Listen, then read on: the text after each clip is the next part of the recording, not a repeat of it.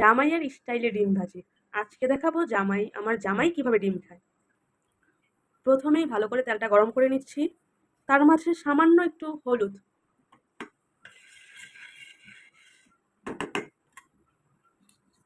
এখন দিয়ে দিব ডিমটা।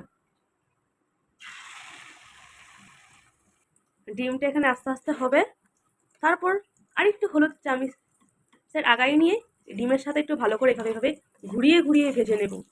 তাহলে তোমরাও একবার খেয়ে দেখতে পারো এইভাবে আমার জামাইয়ের স্টাইলে ডিম ভাজি। এইভাবে করলে কি হয় জানো তো, ডিমের কালারটা সুন্দর আসে, দেখবে একটু লাল লাল হলুদ হলুদ কালার আসছে। এখন ডিমটাকে উল্টিয়ে নিই, দেখবে কালারটা কত সুন্দর এসেছে। দেখো কালারটা কি লাল লাল হয়েছে না?